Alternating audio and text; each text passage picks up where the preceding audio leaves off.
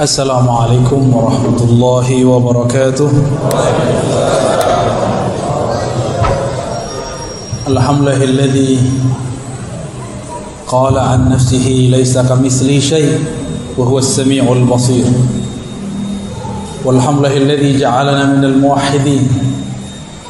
Walhamdulillahilladzi ja'alana min ummati sayyidina Muhammad sallallahu alaihi wasallam. Amma ba'du. Allahumma salli wa sallim wa barik ala sayyidina Muhammadin al-Fatih lima ughliq wal khatim lima sabaq nasirul haqqi bil haqqi wal hadi ila siratal mustaqim wa la alihi haqqa qadrihi wa miqdarihi al-'azim. Para tuan guru, para masyayikh, para kiai yang dimuliakan Allah, jamaah yang ingin akidahnya murni, saya pun sedang berusaha selalu memurnikan akidah saya. Jadi saya ini bukan merasa paling murni, tapi sedang berusaha menghubungkan kalbu ini dengan kalbu Rasulullah, menghubungkan akal kita dengan pemahaman Rasulullah sallallahu alaihi wasallam, menghubungkan ruh kita dengan ruh Rasulullah sallallahu alaihi wasallam. Akidah ahlu sunnah itu tidak keluar dari Al-Quran dan sunnah. Cuma sayang, sifat 20 yang dulu mudah itu sekarang dianggap sulit karena tidak bersanad. Maka sekarang malam ini saya ringkas. Mau nggak dapat ringkasannya? Mau? Ya. Jadi ternyata tauhid itu kalau mau dibagi-bagi bisa banyak. Kalau di kajian-kajian yang sudah direkam oleh kawan-kawan kita, saya pernah menjelaskan tauhid surat Al-Ikhlas, ada ahadiyah, ada samadiyah. Sekarang ada pembahasan tauhid yang barangkali jarang dibahas juga, yang dituliskan dalam surat Asy-Syura ayat 11. Di lafaz awalnya disebut falikul habbi wan nawa. Ini disebut dengan tauhid af'al. Apa namanya? Tauhid af'al. Bahwa tiada di alam semesta ini yang berbuat, yang berperan kecuali Allah Subhanahu wa taala. Kenapa Allah sebut habbi? Kenapa Allah sebut biji? Biji itu kecil sekali. Jangankan kamu yang besar, biji kecil pun Allah yang mencipta. Biji kecil pun Allah lah Tuhannya. Tuhannya si biji adalah Allah. Apalagi tubuh ini. Ini disebut dengan tauhid af'al. Ini yang mudah ya. Kalau susah belajar sifat 20, saya kasih yang mudah. Ini yang mudahnya. Kita loncat langsung masuk tengahnya. Laisa kamitslihi syai'. Laisa tiada, kamitslihi yang seperti semisalnya. Itu dua tuh, ka misli. Ka seperti, misli semisalnya. Jangankan mirip dengannya, mirip dengan yang semisalnya pun tiada. Paham? Laisa kamitslihi syai', sesuatu pun.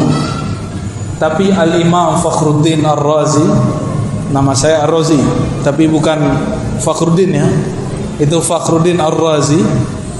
Ternyata imam ini dikafirkan oleh kelompok ekstrim ya, cuma karena dia tidak sesuai dengan kelompok Hanabilah di zamannya.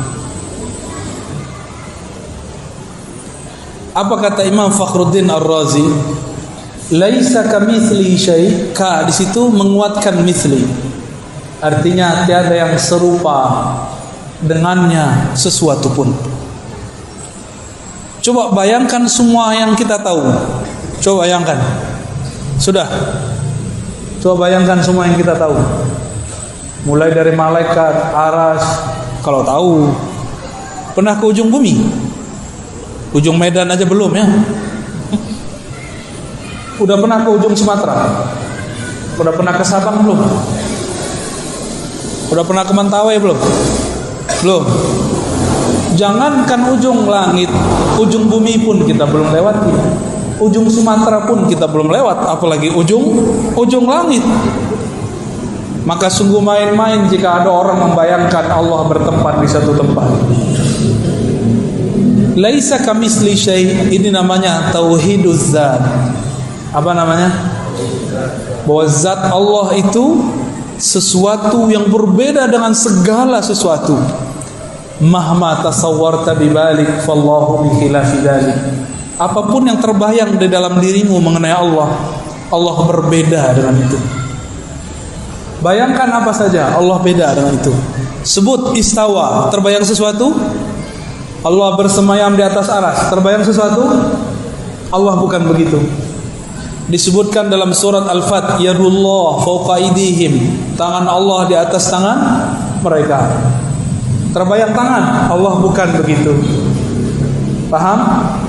Ada hadis Nabi, yanzilu rabbuna, Allah turun setiap sepertiga malam terakhir. Terbayang sesuatu? Turun, terbayang apa? Dari atas ke bawah. Allah bukan seperti itu. Gampang gak akidahnya? Jadi gak perlu pakai takwil, gak perlu juga pakai tajsim, gak perlu ditakwil-takwil, diakal-akali, gak perlu juga diserupa-serupakan dengan jisim. Cukup katakan Allah beda dengan semua itu. Inilah penjelasan imam ahli hadis dulu, namanya Imam Al-Khattabi. Imam siapa? Al-Khattabi. Beliau ternyata pernah berinteraksi dengan murid-murid Imam Abul Hasan Al-Asy'ari, imam yang mensyarah pertama kali Sunan Abi Dawud, kitab hadis, imam ahli hadis ini.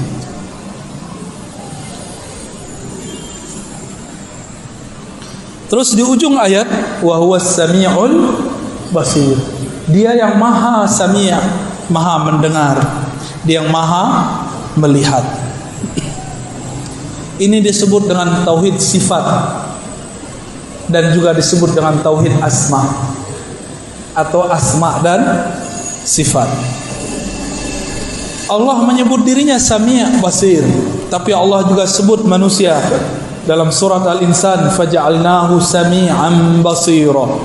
Kami jadikan manusia mendengar dan melihat. Apa bedanya? Bedanya wa huwas sami'ul basir. Itu pakai alif lam, yang ini tidak pakai alif lam.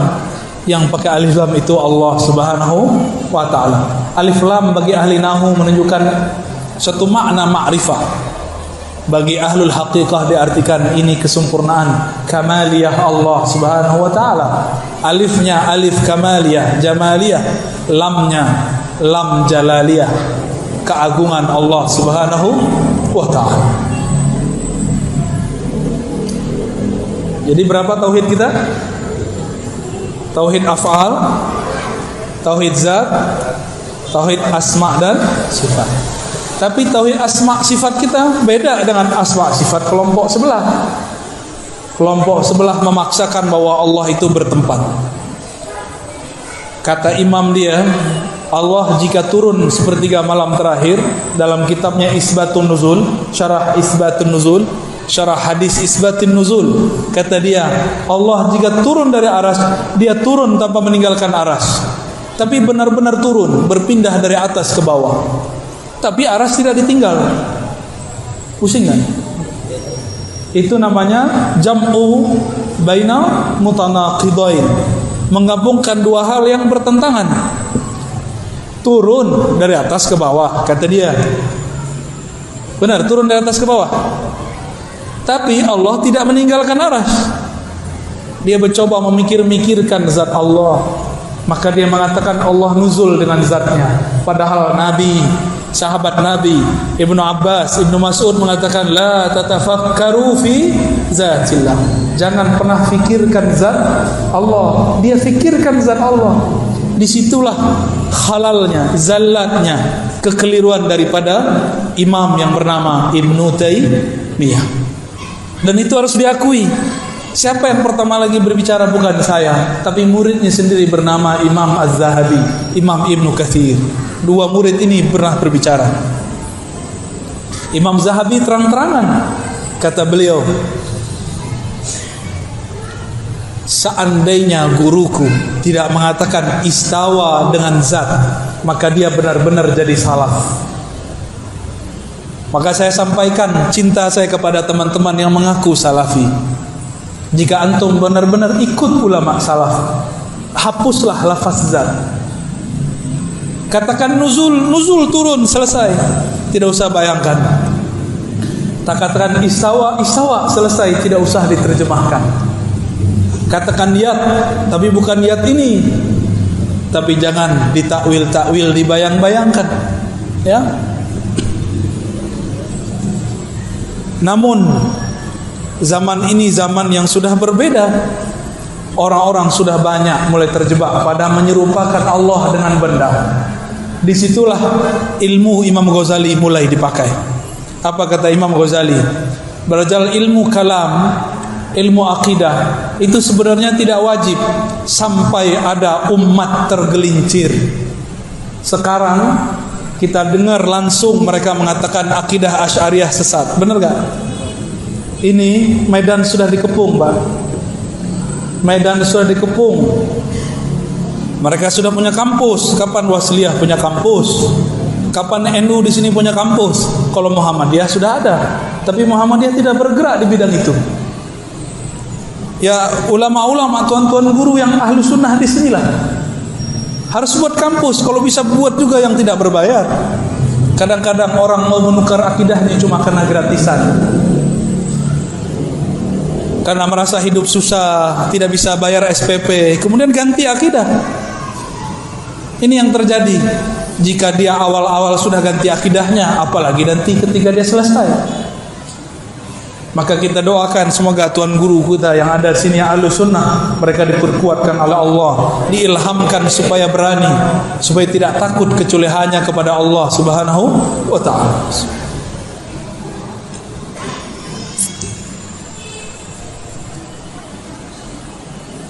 Itu pembagian versi surat Asy-Syura. Masih banyak pembagiannya. Ini tauhid itu banyak baginya. Mau yang ribet lagi nggak? Yang ribet atau yang mudah? Yang mudah surat Al-Ikhlas. Di surat Al-Ikhlas ada 4 tauhid di situ. Pertama tauhid ahadiyah. Qul huwallahu ahad. Katakanlah Allah itu dialah, hanya Dia yang sendiri. Maka Allah dulu sendiri, sekarang tetap sendiri. Allah istawa di atas aras, bukan berarti Allah duduk di atas aras. Wa huwa mustaghnin 'anil 'arsy. Seperti dikatakan oleh Imam At-Tahawi menjelaskan ayat-ayat tentang aras. Allah Maha tidak memerlukan aras. Araslah yang memerlukan Allah. Maka jangan bayangkan Allah duduk. Dulu ada namanya Muhammad bin Karram. Saya sering sebut nama orang ini. Wafat 255. Diikuti oleh seorang ahli hadis, tapi akidahnya sudah keliru. Namanya Utsman bin Sa'id Darimi. Apa kata mereka? Allah itu duduk di atas aras dan menyentuhnya. Mumasah. Apa arti mumasah? Bersentuhan antara Allah dan aras. Mereka mengkafirkan Sufi Ibnu Arabi karena hulul ittihad dan wahdatul wujud. Hulul itu Allah nyatu ke hamba, ittihad hamba nyatu ke Allah. Wahdatul wujud tidak ada penyatuan, yang ada hanya satu wujud. Tapi mereka mengatakan Allah masuk ke alam. Masuk ke alam namanya hulul. Bagaimana cara Allah masuk ke alam? Allah turun sepertiga malam terakhir. Itu namanya hulul. Maka kita meyakini Allah istawa di atas aras, turun ke bumi, ke langit bumi, tapi tidak bersatu dengan bumi, tidak perlu memasuki langit.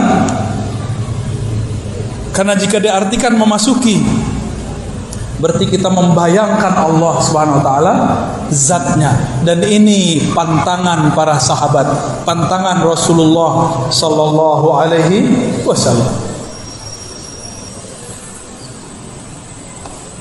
Itu tauhid apa namanya? Ahadiyah. Jadi ahadiyah ini mudahnya Allah sendiri sebelum ada alam. Namanya tauhid ahad. Berarti Dia sendiri. Lalu Dia ciptakan alam. Alam semuanya memerlukan ciptaannya, memerlukan kun darinya. disebut dengan Allahus Samad, tauhid samadiyah. Paham? Kita ini perlu butuh Allah nggak? Orang Medan nyebut butuh nggak jorok ya? Sama kayak orang Jakarta ya? Sama kayak orang Padang juga? Oh, sama. Allah tidak membutuhkan alam. Alamlah yang butuh kepada Allah. Allah tidak perlu disembah. Alamlah yang perlu menyembah Allah. Apa arti sembah? Sembah itu hormat. Sembah itu artinya mengenal. Alam itu butuh kenal Allah. Maka kemuliaan alam tergantung seberapa kenal dia kepada Allah. Kalau cuma kenal Bismillahirrahmanirrahim ya segitu aja. Kalau kenal makna Bismillahirrahmanirrahim itu lebih cakep lagi. Mungkin ada yang ngomong, susah amat belajar akidah. Berarti kita cuma segitu makomnya. Kita jadi orang awam aja. Berarti antum cuma jadi orang awam. Tidak mau menggunakan otak yang besar itu untuk memikirkan hal-hal yang penting. Dunia dipikirkan, cinta, jatuh cinta, patah hati dipikirkan. Giliran tentang Allah tidak mau belajar sifat-sifatnya. Sifat Allah boleh dipikirkan, tapi zat Allah tidak boleh dipikirkan. Lam yalid wa lam yulad, tidak melahirkan, tidak dilahirkan. Disebut dengan tauhid tanzih anis sabab. Tauhid tanzih, Allah maha suci daripada sebab. Allah tidak butuh sebab, dialah yang menciptakan sebab. Orang Yahudi datang kepada Rasulullah sallallahu alaihi wasallam. Apa kata mereka? Ya Muhammad, siapa yang menciptakan langit dan bumi? Allah. Lalu siapa yang menciptakan Allah? Itu orang Yahudi. Itu cerdas atau kebelinger? Cerdas atau bodoh? Jadi orang Yahudi itu nggak seperti yang diceritakan orang. Ada yang cerdas, ada yang tidak cerdas. Sama kayak kita. Kenapa banyak nabi di kalangan Yahudi? Karena banyak mereka yang menyimpang. Jadi jangan bangga dulu orang Yahudi jadi Yahudi. Ya, katanya dulu orang Batak daftar jadi orang Yahudi ya, nggak diterima ya. Loh janganlah, jangan daftar lah.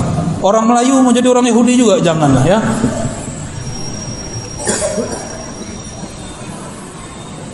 Lam yalid wa lam yulad. Allah tidak melahirkan, tidak dilahirkan. Berarti Allah tidak menyebabkan sesuatu atau disebabkan sesuatu. Tapi dialah yang menciptakan semua sebab. Allah yang menciptakan semua sebab. Ini tauhid namanya apa? Tanzih anis sabab, daripada sebab. Banyak pembagian tauhid. Ada lagi, walam yakul lahu kufuwan ahad. Apa artinya? Tidak ada yang sekufu. Apa arti sekufu? Biasanya pembahasan sekufu itu pembahasan orang nikah. Syarif mas syarif, sayyid mas sayyid, ustadz ma ustazah. Enggak begitu ya. Ini bab lain. Kufuan artinya banding. Tidak ada yang sebanding semisal dengannya. Ini namanya tauhid tanzih yang kedua, anit tasbih. Tanzih daripada keserupaan. Apa arti tanzih? Allah maha suci. Gimana? Panas enggak palanya? Udah udaranya panas ya. Medan memang panas ya. Ada berapa tauhid? Versi surat Al-Ikhlas. Jadi beda ayat, sudah beda jurus, sudah beda pembagian. Jadi kalau mau bagi-bagi tauhid banyak, tauhid itu bukan hanya 3. Oke, ada lagi pembagian tauhid.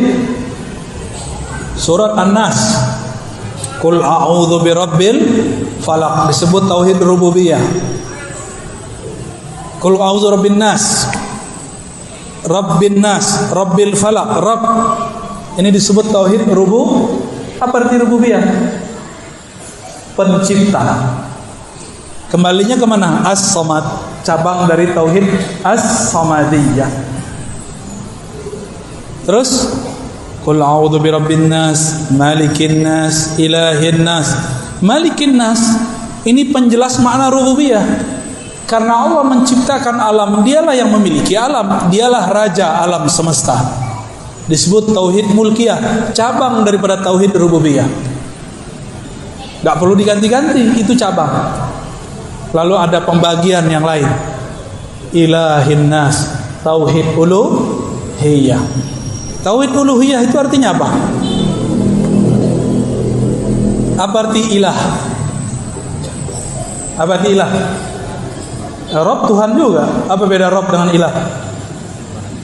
Sesembahan. Kalau Rob,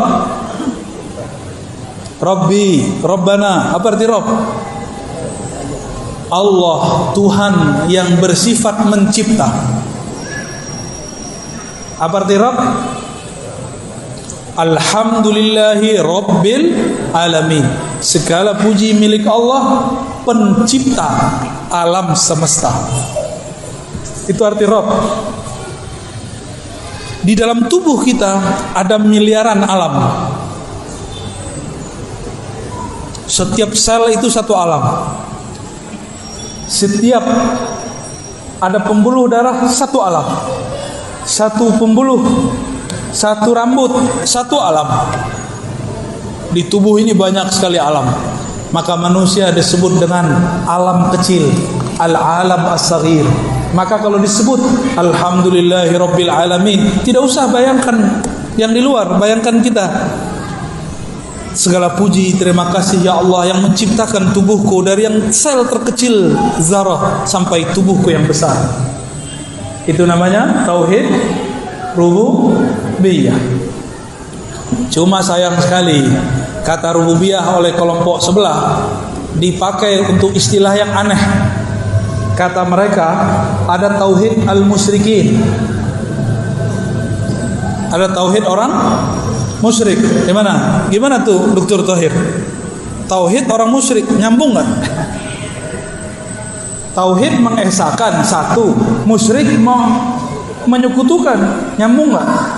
Itulah akibat karena mereka mengharamkan kitab-kitab mantik. Mantik ini jadi senjata ulama-ulama di tanah Melayu dari Zulu.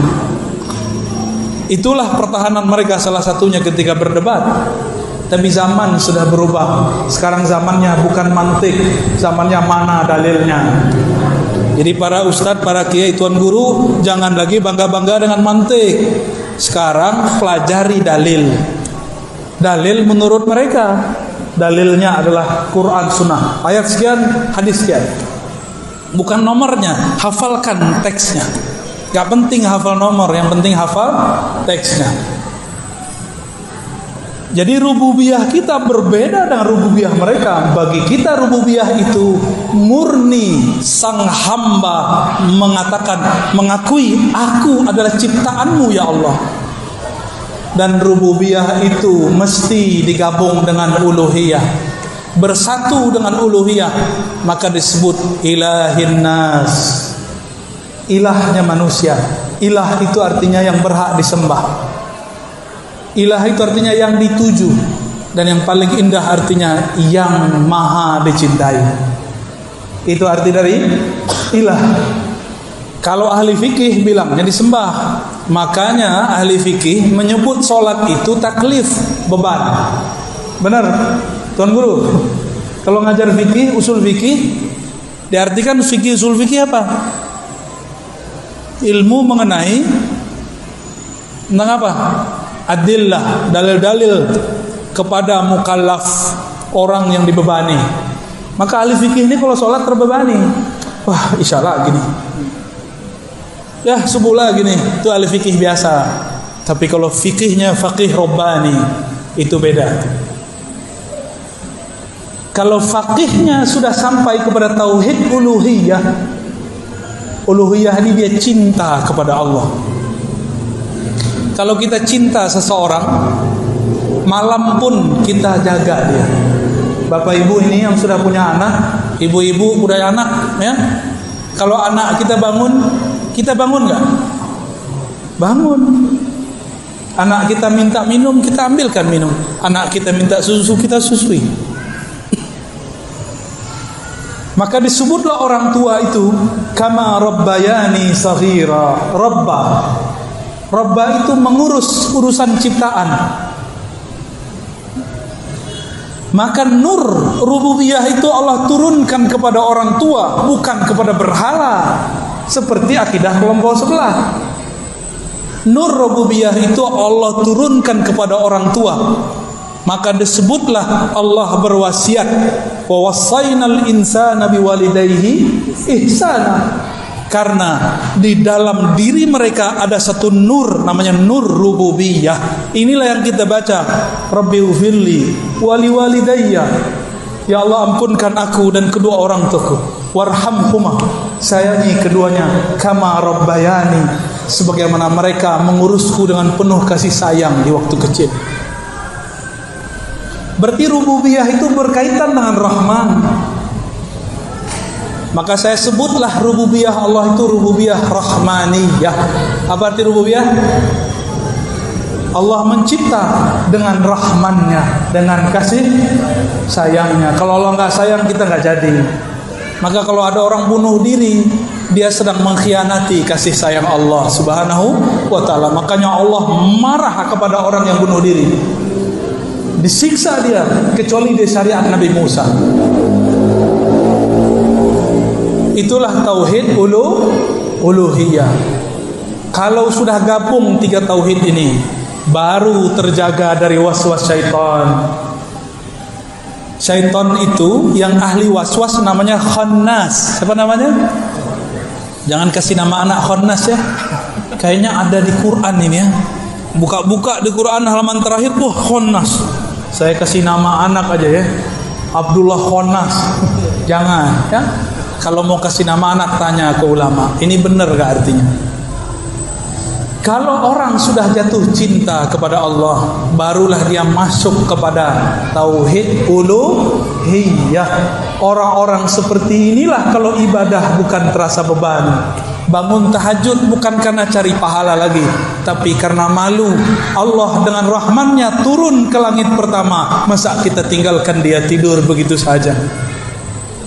Itulah makna tanazzulat rahmaniyah, turunnya rahman Allah Subhanahu wa ta'ala. Kita datang ke rumah seseorang, tapi kita ketuk nggak buka-buka pintu. Kita ketuk lagi nggak buka pintu, ketuk lagi nggak buka pintu. Besok mau datang lagi nggak? Kita tahu dia ada di rumah. Itulah nasib orang yang ngaku cinta Allah, tapi ketika Allah membangunkan dia malam hari, mungkin dengan cara asbab buang air kecil, mungkin kena asbab mimpi baik, mimpi buruk, atau mimpi basah, dia tidak bangun, maka besok-besok Allah tidak mau menyapa dia lagi. Ya. Jadi tauhid uluhiyah itu beribadah bukan mukallaf, beribadah karena bab cinta. Beribadah karena bab cinta. Gimana, ada cinta Allah belum? Kalau cinta Allah, sering ingat Allah. Kalau cinta Allah, pasti cinta Rasulullah Sallallahu Alaihi Wasallam. Jika kita jatuh cinta seseorang, sudah lama tidak bertemu, disebut namanya, pasti hati ini bergetar. Karena mencintai Allah itu abstrak, susah dipikirkan. Maka Allah utuslah Nabi Muhammad Sallallahu Alaihi Wasallam. Diutus Nabi Muhammad. Dengan diutusnya Nabi Muhammad, maka orang jika pandang Allah, cukup dengan memandang Nabi Muhammad, mereka ingat Allah Subhanahu wa ta'ala. Man izaru'u zukirallah. Orang yang jika dipandang, memandangnya membuat kita teringat yang diingatnya, yaitu Allah Subhanahu wa ta'ala. Nah, ini pembagian-pembagian tauhid yang mudah. Ada yang nyatet gak tadi? Antum hafalannya hebat-hebat semua ya? Ya sudah, gak apa-apa ya. Nanti diputar lagi ya. Kalau diputar, sediakan note di depan. Kalau dosen saya marah-marah ini. Guru saya kalau kita gak bawa pulpen, gak bawa note, oh bisa diusir. Cuma saya tidak pantas seperti guru saya. Yang pantas jadi beliau-beliau aja. Saya maafkan antum gak bawa note. Baik. Itulah kira-kira pembagian tauhid dari ragam macam. Ya, masih banyak pembagian tauhid. Nanti ada pembagian tauhid surat Al-Fatihah. ada tauhid di basmalah, ada tauhid di alhamdulillah. Oh, banyak sekali Pak tauhid. Jadi kalau mau bagi-bagi tauhid nggak cukup 3, bisa banyak. Ya, mau dalilnya mana ada. Ya, insya Allah jika umur panjang nanti kita jelaskan lagi tauhid apa yang belum dijelaskan. Wallahu a'lam bishawab. Ya, ada pertanyaan di dalam Al-Quran terdapat beberapa ayat yang mengatakan Allah bagaimana memaknai ayat tersebut dan mengapa Allah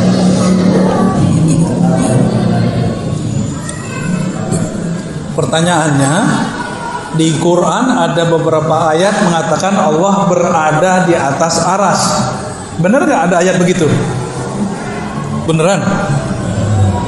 Ada nggak Allah di atas aras? Berada. Kalau begitu protes nanti orang, kan ada ayat fa aina ma tuwallu fathamma wajhullah. Kemanapun kau memandang di sana ada wajah Allah. Nanti protes orang. Protes lagi orang baca surah Al-Hadid, wa huwa ma'akum aina ma kuntum. Dia bersamamu dimanapun kamu berada. Protes lagi orang baca ayat, wa nahnu aqrabu ilaihi min hablil warid. Lebih dekat daripada urat nadi. Ayat-ayat itu bukan menjelaskan Allah berada di suatu tempat.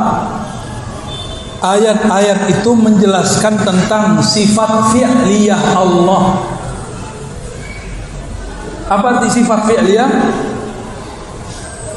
Karakter fi'il perbuatan Allah Subhanahu wa ta'ala. Ada nggak ayat yang mengatakan kana maujudan 'alal 'arsy? Ada nggak? Nggak ada. Itu ayat baru tuh. Ya, juz 31. Ayat syaitan. Nggak ada ayat begitu. Yang membisikkan Allah berada di setempat itu iblis. Nggak ada. Antum cari ayatnya kalau ada. Jadi saya perlu luruskan, Allah Maha Suci dari tempat, terbebas dari penyebutan tempat. Karena kalau kita sebut Allah di atas aras berada, lalu bagaimana dengan wa huwa ma'akum, dia bersamamu, huwa. Kalimatnya pakai huwa, bukan istawa. Istawa itu fi'il, ini pakai huwa. Huwa itu zatnya. Tapi tidak ada ulama satupun ahlu sunnah, ulama-ulama sufiyah yang bening kolbunya mengatakan Allah bizatihi ma'akum. Tidak ada. Allah dengan zatnya bersama kamu, tidak ada. Jadi tolong diluruskan, itu salah terjemah. Ya. Wallahu a'lam bishawab. Bagaimana cara kita tetap menghadirkan Allah di saat kita diberi ujian dan dapat menerima ketentuan Allah dalam sahabat. Makanya belajar tentang Allah jangan hanya kepada ahli fikih, belajarlah kepada sufi. Sufi itu bukan orang yang pegang tasbih kemana-mana. Sufi itu man safa qalbuhu, orang yang kalbunya bening dari selain Allah. Itu disebut sufi. Itu bukan orang yang pakai kopiah kayak saya, pakai serban, bukan. Sufi itu man safa qalbuhu, orang yang bening kalbunya mimma siwallah, dari selain Allah. Para sufi karena cinta kepada Allah, maka dia lihat alam semesta ini adalah cintanya Allah, Rahman dan Rahimnya Allah. Hatta nyembelih itu bismillah, hatta minum bismillah, hatta bikin anak bismillah. Yang belum menikah mohon maaf ya, semuanya dengan nama Allah. Maka orang-orang yang kenal Allah pasti cinta, tidak kenal tidak sayang, tidak kenal tidak cinta. Kalau sudah cinta, saya sudah cinta nih sama Ustaz Tahir, Dr. Tahir, saya candain dia dari tadi nggak marah-marah dia. Coba antum yang candain beliau, apa kata beliau? Kamu siapa? Lihat saya siapa? Pasti begitu. Tapi karena saya sahabat beliau, saya candain dari tadi, nggak marah-marah. Saya sebut Dr. Tahir ahli taharah, nggak marah dia. Padahal itu fikih paling basic. Beliau dalam hatinya ngomong, gak ada taharah, gak terima ibadah ente. Kalau sudah cinta, dicubit, gemes. Tahu gemes? Apa bahasa orang Medannya? Gemes. Gram. Waduh, gram beda dengan gemas. Gemas itu pengen dicubit lagi. Saya sering buat contoh. Kalau kita dulu di sekolah, di madrasah, di kampus, ketika kita mau masuk ruangan, ada perempuan yang kita suka atau ada laki yang kita suka. Bagi perempuan, beradu peluk. Jika kita suka sama dia, itu beradunya disyukuri atau dibenci?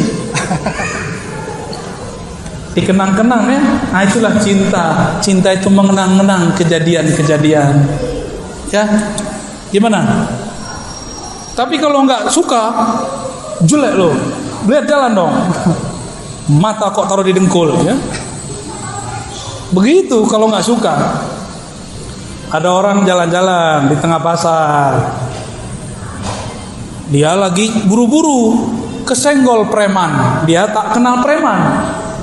Apa kata preman? Apa kau? Hah? Dikejar dia tuh, ya. Kurang ajar kau, ini wilayah aku ini, ya. Tapi kalau kenal gimana? Lah, Dr. Tahir, tohirkan saya. Preman bertato disenggol Dr. Tahir, malah minta ditoharohkan. Karena sudah kenal. Saya kaget dibawa oleh seseorang di satu kampung, pakai motor, pakai mobil dia. Mobil dia sudah mau nyenggol itu motor orang di depannya. Ketika menyenggol, kena sedikit, sengaja disenggol. Orang itu mau marah, udah mau turun tuh, ya. Tahu-tahu dibuka kacanya. Lah, Ustaz, nggak jadi marah. Dulu saya kalau nyetir, ada orang nyalip, saya sering marah. Apa kata orang di samping saya? Bang, kalau itu yang nyalip kamu jamaah kamu bentak-bentak, ntar kamu malu nggak? Iya juga ya. Begitu. Jadi bagaimana cara supaya musibah tidak berat? Ujian itu musibah. Musibah itu sesuatu yang dikenakan ke badan, dikenakan ke hati pikiran. Jika sudah cinta kepada Allah, terasa seperti cubitan kekasih, maka kita malah pengen dicubit lagi. Jika tidak ada cubitan, malah kita cari-cari yang cubit yang baru. Gitu ya, cukup. Terakhir Bu yang terakhir dan mohon izin kepada Bapak Ibu, habis pengajian ini tidak ada salam-salaman dan kami akan sholat di luar nanti karena mau mengajar sholat lagi. Mohon Bu ya penjelasan tentang bagaimana tanggapan Bu terhadap paham salafi wahabi. Paham salafi wahabi. Salafi wahabi sama. Mereka itu saudara kita. Mereka masih syahadat kan? Meskipun mereka menganggap kita tidak bertauhid yang benar, kita tidak perlu mengatakan hal serupa.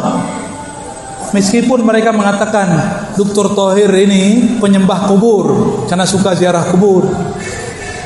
Saya mau diajak ziarah kubur, tapi karena waktu tidak cukup, saya mengatakan, sorry dokter, aku lagi tidak mau menjadi penyembah kubur. Kuburiyun, kita nih dituduh sebagai kuburiyun. Perlu nggak membalas orang yang tidak mengerti dengan emosi? Mereka itu cuma tidak mengerti kita. Mereka itu tidak kenal siapa kita, bahwa kita sebenarnya cinta mereka. Maka saya mengimbau kepada semua yang di kolbunya ada cinta kepada Allah, cinta kepada Rasulullah. Irhamu man fil ard. Sayangi makhluk di bumi. Jangankan salafi, anjing aja kita sayang, kucing aja kita sayang, ular aja kita sayang, kecuali ular yang manggu sholat. Hewan tidak berakal kita sayang, apalagi mereka. Tapi bagaimana sikap kita secara keilmuan? Secara keilmuan, namanya ilmu, itu boleh kritik mengkritik. Namun Allah mengatakan innamal mu'minuna ikhwah. Orang beriman itu bersaudara, kecuali mereka sudah nggak anggap kita bersaudara. Sepertinya begitu. Karena imam mereka punya kitab tauhid. Kata imam mereka, sufi-sufi, asy'ari itu orang-orang sesat. Orang yang maulid itu sama dengan Nasrani. orang yang tawassul itu syirik akbar. Antum dituduh syirik akbar. Akbar artinya apa? Syirik akbar sama dengan kafir. Sama, dan mereka nggak sadar itu. Mereka mengatakan tabarruk, ngambil berkah kepada orang soleh. Itu disebut dengan ubadul kubur, penyembah-penyembah kubur. Kalau begitu sahabat Rasulullah semuanya penyembah kubur, karena mereka suka berziarah kepada Rasulullah. Mereka bertabarruk dengan Rasulullah hayyan wa mayyitan, baik Nabi hidup ataupun sudah wafat. Ini akhir yang mau saya sampaikan. Kata Abu Juhaifah, ketika Rasulullah datang ke Mekah, maka kami para sahabat mengambil tangannya. Waktu itu enggak beringas. Rasulullah waktunya luas, tidak dijadwal seperti Ustadz Thohir jadwal saya. Kalau saya tidak dijadwal banyak-banyak, saya mau salaman banyak-banyak. Tapi karena waktunya tidak mungkin, saya tidak bisa mengamalkan itu. Karena satu lagi, saya tidak pantas dicium tangannya. Cuma orang-orang cium juga tangan kita. Saya tahu aib saya, Bapak Ibu. Saya tahu dosa saya. Saya tahu posisi saya di hadapan Allah, bahwa saya ini orang yang hina. Makanya saya minta kepada panitia, tolong jangan dikondisikan salaman, cukup bil qulub, dengan hati. Namun kadang-kadang para muhibbin, orang cinta, dia lupa, kalap, dikejar juga. Mohon maaf ya. Jadi bagaimana sikap kita? Lihat Nabi SAW. Nabi tangannya diperebutkan. Nabi meludah, air ludahnya diperebutkan. Itu sahabat ambil ludah Nabi. Sahabat yang di belakang nggak kena, maka diambil tangan sahabat yang sudah menempelkan air ludahnya kepada mukanya. Dia ambil tangannya, dia cium. Gimana? Syirik nggak tuh? Itu ada di Sahih Bukhari. Mungkin mereka nggak baca Sahih Bukhari ya. Oh, ini khusus buat Nabi. Lah, Anas bin Malik ditemui oleh seorang tabi'in. Kata tabi'in ini, wahai Anas, wahai Sayyid, pelayan khidmah kepada Rasulullah, izinkan aku mencium mata yang dulu matamu memandang Rasulullah sallallahu alaihi wasallam. Dulu ada sahabat diludahin oleh Rasulullah, atau air ludahnya adalah Rasulullah masuk ke dalam mulutnya. Ada sahabat yang memakan darahnya Nabi. Apa kata si tabi'in ini? Wahai Tuan Jabir, izinkan aku mencium lidah yang dulu lidah itu pernah merasakan air ludahnya Rasulullah sallallahu alaihi wasallam. Syirik enggak? Mereka tidak faham bab cinta. Kita maklumi. Ya. Masa orang yang faham tidak bisa sabar kepada orang tidak faham? Sabar sampai Imam Mahdi keluar. Ya. Kalau kita mati sebelum itu, ya sudah, mati aja. Ya. Semoga umur kita sampai. Maka mereka tidak percaya kepada zuriat Nabi Habaib. Benar enggak? Mereka tidak percaya kepada mazhab. Mereka tidak percaya kepada sufi. Mereka tidak percaya kepada akidah Asy'ariyah Maturidiyah. Tidak apa, kita maafkan. Tidak usah kita rusuh. Maka saya sering katakan, saya begini ini bukan untuk menolak mereka, tapi ingin memperkuat sesama kita. Jadi niatkan ngaji, memperkuat keahlusunahan kita, bukan untuk berdebat dengan mereka. Karena yang belajar ingin berdebat tidak dapat mencium bau surga sejauh 500 tahun perjalanan. Maka saya minta ampun kepada Allah, karena dulu pernah berniat belajar sunnah, khatam Sahih Bukhari Muslim, niatnya untuk berdebat mereka. Benarlah kata Sayyidina Ibn Abbas, al-ilmu lillah, ilmu milik Allah. Dan ilmu itu dia enggan kecuali mengarahkan, membimbing orang yang punya ilmu itu kepada Allah Subhanahu wa ta'ala. Jadi sama-sama kita doakan mereka ya. Jadi kalau ngelihat saya ini kritik mereka, bukan saya benci.